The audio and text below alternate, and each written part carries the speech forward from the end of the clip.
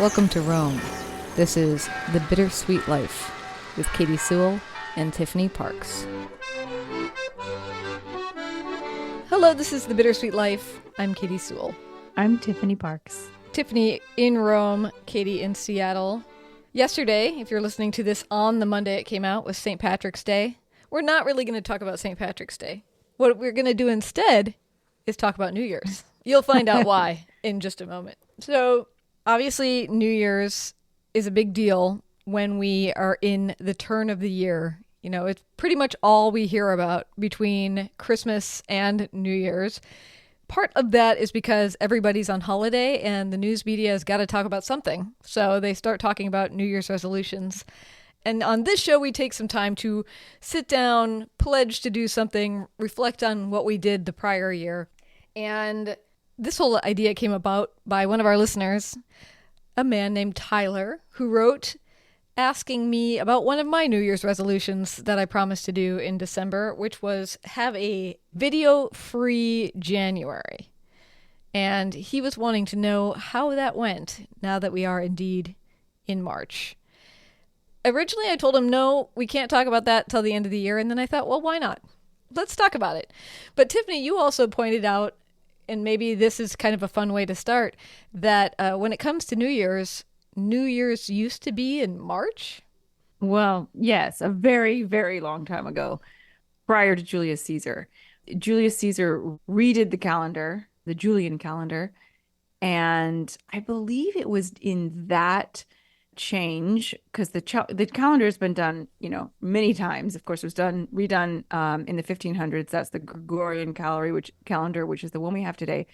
But I believe it was in the Julian reform that the start of the year was moved to January 1st because it was originally in March. Now you're going to ask me, was it March 1st? I'm not sure. I don't know if it was March 1st or if it was like the first day of spring. I feel like why would the new year be in March? Maybe because it's the beginning of spring and spring feels like the beginning of something. Mm-hmm. So I don't know if it was mid-March, late March, the 1st of March. I probably knew at one time, but I know that it was March. And one of the reasons that I know it was March was because several of the months have the name of the number of the month they are in them. Right? We have September, which has the word 7 in it, although it's the 9th month. We have October, which has the number 8 in it, octo, but it's the 10th month. And November, again, 9, but it's the 11th month. December, of course, 10, but it's the 12th month. So those were originally, September was the 7th month, October was the 8th month, etc. And in fact, August wasn't called August back then, but it was called Sextilius. And that comes from the number 6. Right. And the month July was not called July yet. It was Quintilius, which comes from the number 5. So July was the 5th month. The other earlier months in the year were not named after the numbers. They were named after different gods or different festivals. But those months from July to December were named after the numbers. And so it's very clear that the year did not start in January back in those days. It started in March. Well, So this could be, and I think in other cultures, I know that in China, the New Year starts in February, or the Jewish New Year, which is Rosh Hashanah, which is in the fall. So, New Year does not have to start in January. For our purposes, it can start in March this year. I mean, of course, we'd have to hypothetically think about it, but do you feel like you'd have a different approach to New Year's if it was happening in March rather than in January, at the very end of the Christmas season? I mean, it would be totally different. I can feel how it would work. I can feel how a March would be a good start to the year. It makes sense to me as far as with the seasons. Because to start a new year in the middle of a season is kind of weird, whereas to start a new year at the beginning of a season, and March really feels like the beginning of spring, and spring really feels like it should be the beginning of the year, kind of. I mean, it makes sense to me. What I like about having New Year in January is Christmas really does feel like the ending the year on a high note, sort of, right? Mm-hmm. Mm-hmm. You everything kind of is leading up to that. You've got all your fall holidays leading up to Christmas, and then you got the big bang. You got Christmas comes, celebrations, New Year's, and then start the new year. But it's really a terrible time to start the new year, really, because you've just overindulged, right? Mm-hmm. All through Christmas. Basically, since Thanksgiving, you've been overindulging. And all of a sudden, on January 1st, like completely randomly, you're supposed to suddenly have these amazing habits and you're supposed to suddenly be eating well, exercising. And also, I mean, what a horrible time of year to start an exercise regimen, right?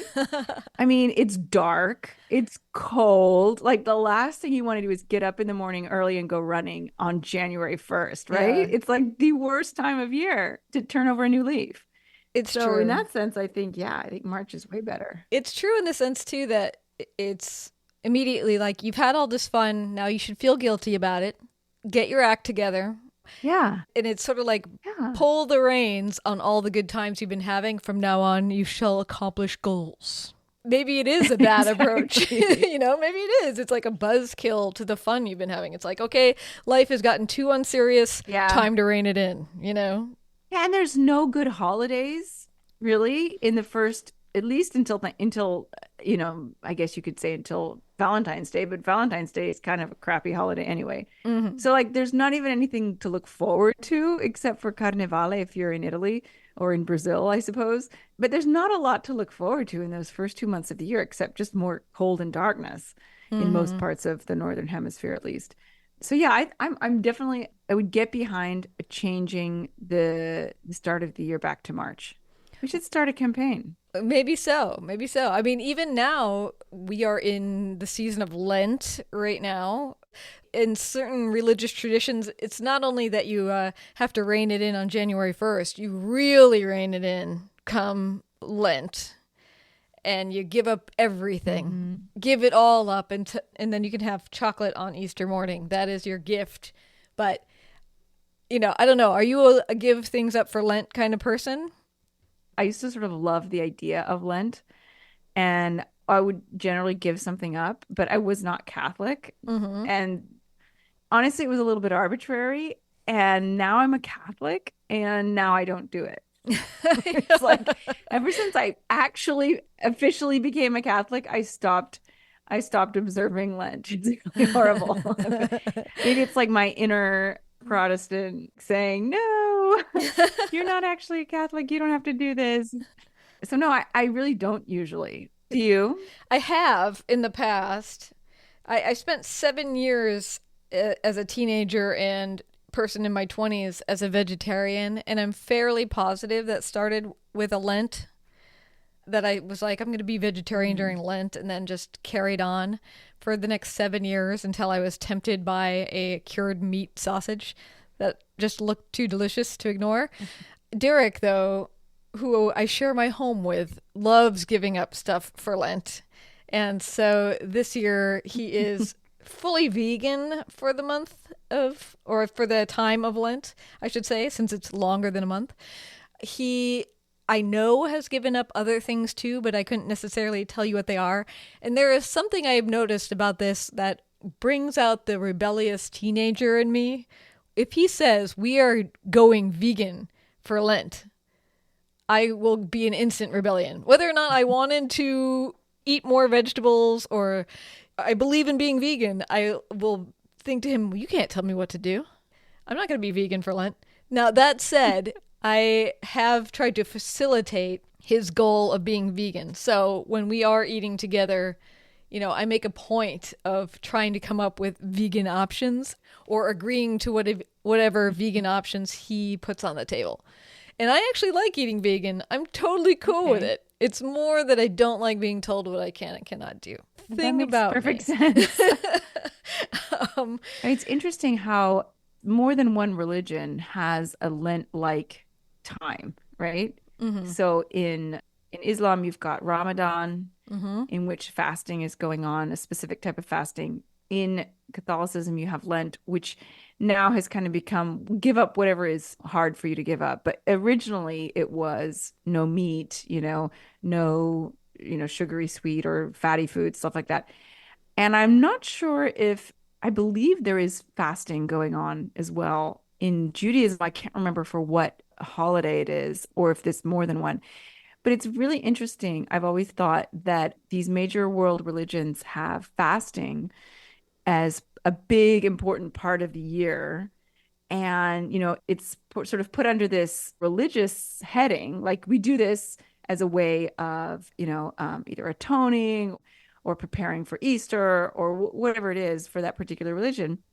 When the truth is, I think, and this is way off topic, but I just want to, since we're talking about it, I really think it was a health reason. Hmm. I think that people living thousands of years ago realized how healthy occasional fasting was, and that we should all do it once a year for, a certain amount of time, not necessarily a 100% fast, but like a cutting out of something like meat. And like, okay, let's just say that we're doing it for religious reasons, but actually I kind of feel like it was for health reasons all along. But anyways, that's just like I said, off topic or adjacent to the topic, but interesting. Well, one thing Derek would say is that, and the reason he likes to do it beyond just the challenge, and probably for health reasons, honestly, is that he likes to either fast or give something up for Lent because for him it slows down time. It marks the time. That it's so easy to like let New Year's Eve happen and it rush into Easter.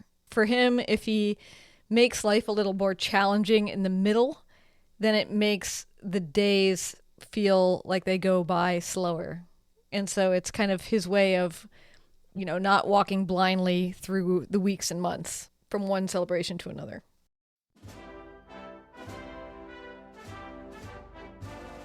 Katie here, popping in for just a moment. I want to give you something to think about. If you live in the United States, chances are that you are already sick of talking about politics in the lead up to the election that we are facing in November. According to the Pew Research Center, 65% of Americans, when asked, said they felt exhausted at the thought of politics. We are just getting started in this election cycle. And no matter what side you stand on, one thing we can all be certain of is this is going to be an exhausting, irritating, and stressful election year, most likely. So here's something I want you to think about. When the election is exactly 1 month away, where would you like to be? Do you want to be at home, stressing out in the last month before the election? Or would you prefer to be in Rome, seeing how this beautiful and ancient city still influences our thought and life and culture today? Do you want to be seeing hidden sites that tourists and locals alike never get to see? This October 2024, from the 6th to the 12th, Tiffany and I are taking a group of lucky listeners on a tour through Rome, a tour like no other. We want to open doors of thought and sight so that you walk away from Rome feeling refreshed rather than exhausted. And what could feel better during an election year than being refreshed and inspired rather than depleted and annoyed? Space is limited to 10 rooms only. You can come by yourself or bring a friend. I hope you will consider joining us. Send us an email, bittersweetlifepodcast@gmail.com, and I will send you all of the details. bittersweetlifepodcast@gmail.com. And how great it is? Well, you don't just have to take my word for it. Here is one of our listeners who traveled with us to Rome last year. This was really an amazing week. I really feel like we got to see so many things that most tourists probably don't see in Rome. All the little secret places, so much history, and just so much depth of knowledge. Our hosts, Tiffany and Katy, are really amazing, and their knowledge of Rome is amazing. And even beyond the tours, we got a whole booklet of great places to eat, great places to see, walking tours. It was such a fantastic trip, and I'm just so glad I came. All right. Send us a note. Let us give you all the information. bittersweetlifepodcast@gmail.com. Come to Rome and be renewed in the run-up to this election. Now back to the show. So I want to read part of an email that Tyler sent. So he had mentioned to me that he had some indeterminate irons in the fire to try to spend some time away from the U.S. for his first time since COVID. And so he had asked for me to comment on what it was like to have a TV-free January. And I had written him back and asked him, is going on a trip after COVID one of your resolutions?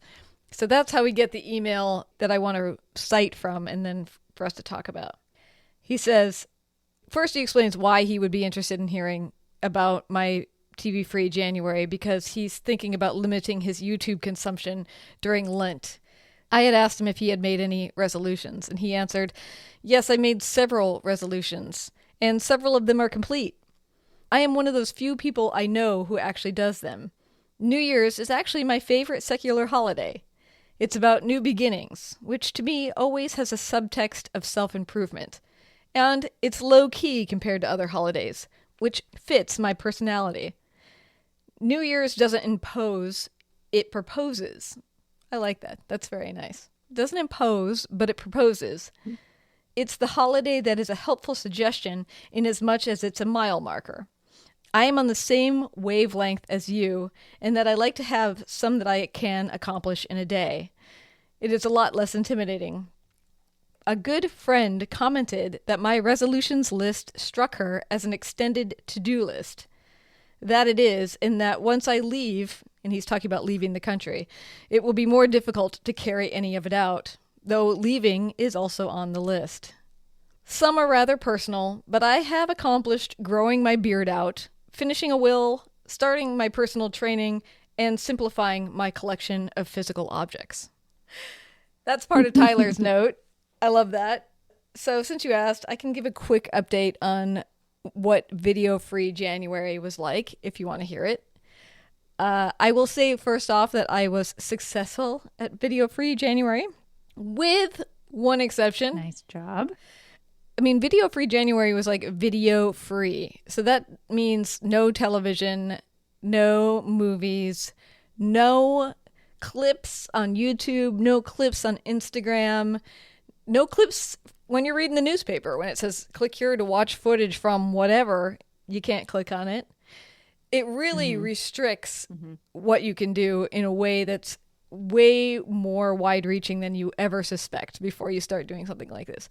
You know, and we've talked about on the show before how there's video everywhere. I mean, there's video in, I don't know if this is the true in Italy, but here in the United States, there can be video on the street, on a billboard. There can be video in a bar or a restaurant. There's just video everywhere. It's just moving images constantly. Anyway, I also gave up any games on my phone that I was playing, which were not tons, but enough, you know, that I realized during the month that I didn't really know what to do with my hands when I was just trying to sit and listen to something.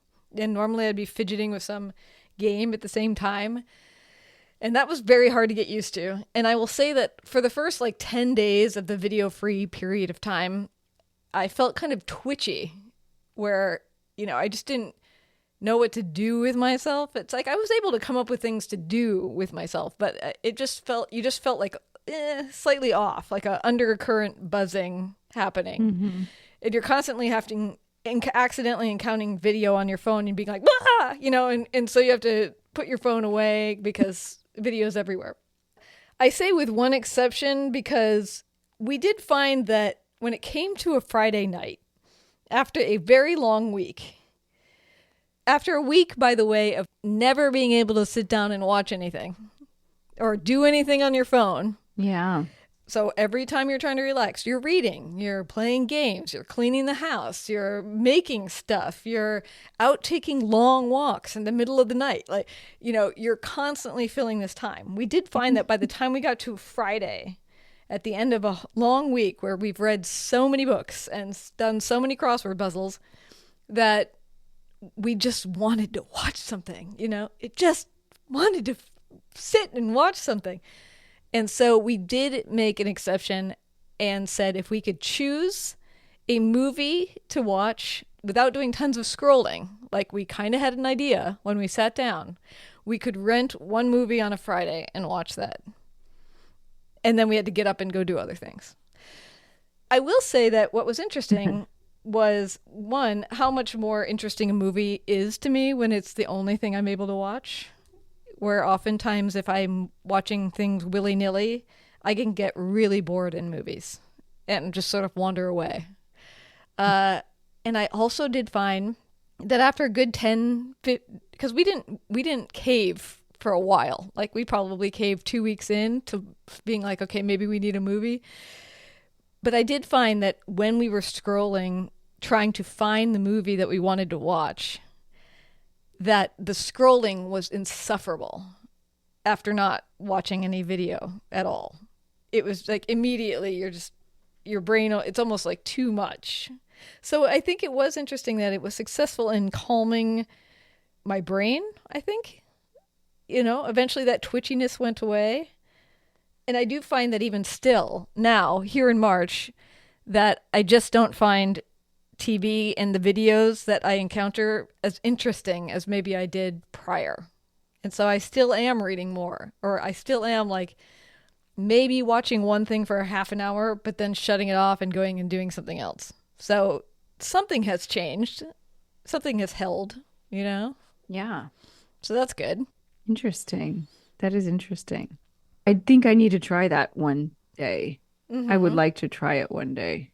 I don't see my video consumption is weird because I don't really watch Netflix. I mean, I have Netflix and every so often I can't handle the scroll either. Like I will not watch something because I don't want to look for something to watch. Mm-hmm. And sometimes I'm like, so funny because when I was a kid and I was watching TV at home and I happened to find a movie on, any movie would do, It was like, oh my gosh, it's a movie.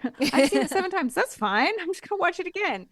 But now it's like you scroll and it's like nothing sounds good. Like absolutely. I'm like, am I gonna try this? Like, no, it's not worth it. It's not worth it even to try. Yeah. Like there's 3,000 films on here and not one of them sounds good, So that's probably the main reason I don't watch anything. But what I do is I watch too much YouTube. And I don't like sit down to watch YouTube and do nothing else because I think I would get bored.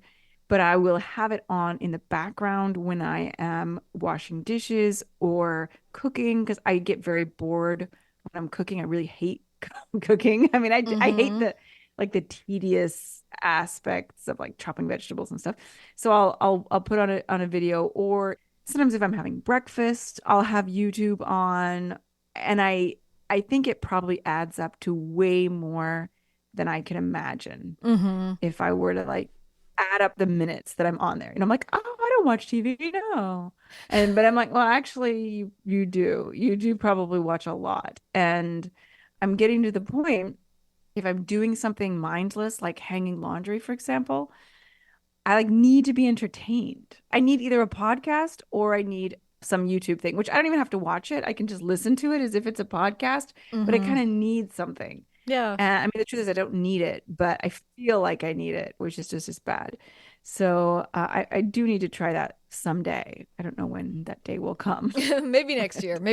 I mean, I hear you on that, in that I listen to a lot of podcasts when I'm doing tasks like that also. So it's not like I became a stoic and was now cooking while contemplating my thoughts. I was still listening to podcasts, going on long walks so I can listen to podcasts, since I can't watch TV and I can't do anything with my hands. If it had gone on longer. Well, you could knit, Katie. You could knit. Well, that's what I was going to say. If it had gone on longer, I probably would have taken up something like knitting or needlepoint. And I now understand, like, why did the Victorians do so much needlepoint? I mean, if you're sitting there just listening to your friends talk all the time, why not be doing something with your hands? I totally get that. Yes. But I don't know. Another listener has asked us to one day do a show, and I don't know if this would be a show or if we should do this over on the Patreon, but one listener has asked that they would like us to do a show where we talk about podcasts that we actually listen to. And maybe we can do either a bonus episode someday about what we actually listen to. That could be a fun thing to do. But yeah, so there you go, Tyler. That's how it went. And good luck with giving up YouTube. you and Tiffany, you can be the pioneer of giving up YouTube for Tiffany and let us know how it goes. And Tiffany, I know that you have not done your 1 month experiment yet because you promised to do 1 month of no spending, but that has not yet occurred. Is that correct? No, because my idea was to do it in February, being the shortest month, but I went to Germany in February. It was just a long weekend, but I couldn't be expected not to buy anything or not to go out to eat. So that didn't work. And then we're now in March and I am going to the States at the end of the month. And I'm not going to come back until the beginning of April. So that means March and April are out too. So we're looking at May. Yeah. We'll see. My anniversary is in May. So maybe I can make an exception for an anniversary present for my husband. But I'll try it. I need to make an effort at least. Even if I fail, I've got to make an effort. Yeah, I love that. Yeah, I mean, the only other one, I've done mine one in the day, but I don't want to talk about that until we get to the New Year's actual episode, the New Year's resolution episode, because I did some recording with that one that I want to share. So stick with us until next year, 2025. And then I have been reading the New York Times 2023 Best of list. And I'm only telling you that because it goes with my January no TV watching thing, which is that accompanied with my now reluctance to watch television because I find it so boring since that experiment. I've already read something like 12 to 14 books this year, which is insane. It's an insane amount of books. Amazing. That's amazing. Some of them were over 600 pages. So it's not just comic books. It's real stuff. There's a lot of time when you're not watching television or any kind of video while you're sitting eating. Well, that's the thing. Anything else. Yeah. Honestly, like that, a lot of people, sometimes I'll talk to my mom about it and she'll say, oh, you're so, she's like, oh, you got to watch this show. You got to watch that show. And I'm just like, I'd kind of rather be reading.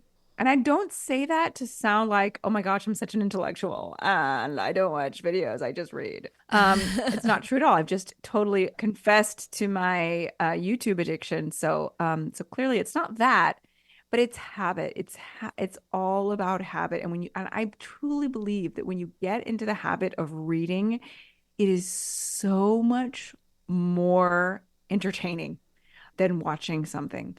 And now, of course, going to a movie on the big screen that's just like an exceptional movie, that's a totally different type of entertainment. And it's much more exciting. And it's absolutely something that I still want to continue doing, obviously. But just like the day-to-day, okay, it's the end of the day. I'm tired, but I'm not ready to go to sleep yet. What do I yearn for? Like, what do I really feel like would just be indulgent? And it's honestly reading. It just is. And it's only because I think I'm in the habit of doing it. So it doesn't feel like a chore. And the truth is, reading is so, of course, it depends on what you're reading. I'm kind of talking about fiction because that's what I read the most of. But like when you're reading a good piece of fiction, like a well-written book, no matter what the genre, it's like I don't know that anything can top it, right? It's just like a movie is never going to, I don't know, you just don't get to use your imagination in the same way. You don't get to I don't get into a movie the same way I get into a book. I don't know, maybe people are different. Yeah. And I look at Aurelio too, like when I read to him, and he's, reading to himself now too, but he prefers to be read to. But he gets much more absorbed in a book than he does when he's watching a movie. And I see him when he's watching a video or something, and he kind of just, he gets that zombie look, that we all get. And we go into the alpha brainwaves or whichever it is, and we just kind of zone out. Whereas when you're reading, you're so engaged. Mm-hmm. Yeah, for sure. Do you want to recommend a book before we go? It would be hard for me to recommend one of the 12 to 14 books I read.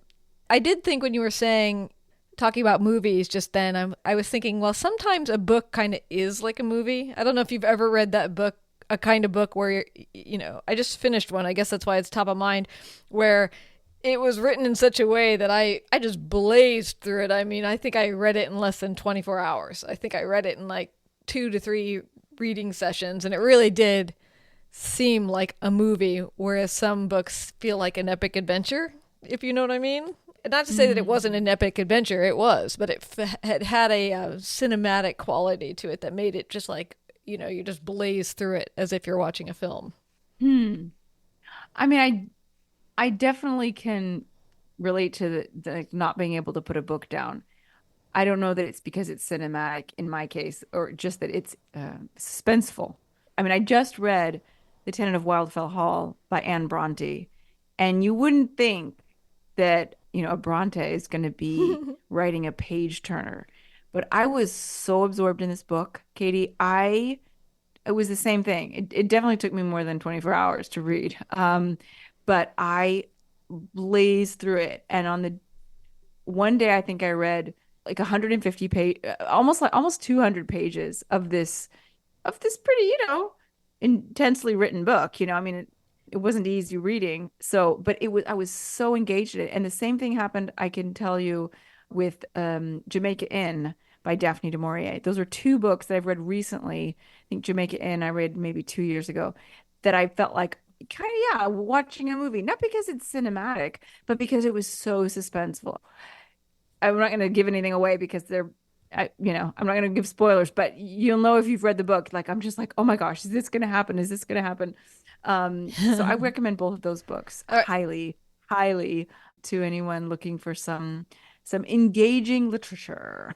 Okay, tell us the titles one more time. The Tenant of Wildfell Hall by Anne Bronte and Jamaica Inn by Daphne du Maurier. Okay. Jamaica Inn was much more suspenseful. Okay. The Tenant of Wildfell Hall, it's not suspense, but let me just say, I would say the average reader would become very invested in what's going to happen to the main character. Extremely so. Okay. And the book I was talking about is a 2023 book. It was not on the list I have to read for my New Year's resolution, but it's called Whale Fall. It's by a person named Daniel Kraus. And it is a page turner, like you're talking about, but it is also beautiful and tragic and about humans and how we engage with nature and the sea. And it also is just, let me just say that the premise, and this is not spoiler, this is like what's written on the inside cover, is what happens to a man who accidentally gets swallowed by a sperm whale. And we're not talking about Jonah and the whale where he's just wandering around inside of a giant whale's stomach. It's like, what if this actually happened to a human being? And it is a fascinating and wild ride, and you will finish it in 24 hours. And if you are living in the Seattle area, which I am, the King County Library System, this is currently one of the books that's what they call a peak pick, which means they have tons of copies of it, and you can just walk into any library and grab it off the shelf without having to put it on hold. So that's how I encountered it. I was like looking for something as a space filler while I was waiting for another book I had to read to come in. And it was a real ride. I recommend it if you like kind of an adventure type story. Sounds interesting. Yeah. All right. Well, we should leave it there. Thank you, Tyler, for your email, for your query. Good luck with your trip and with your YouTube lists month coming up. And until next time, this is The Bittersweet Life. I'm Katie Sewell. I'm Tiffany Parks. Join us again. Bye. If you love this show, support it. For as little as $5 every month, you get to hear 2 bonus episodes. Visit thebittersweetlife.net and click support to explore ways to pitch in to keep this show you love on the air.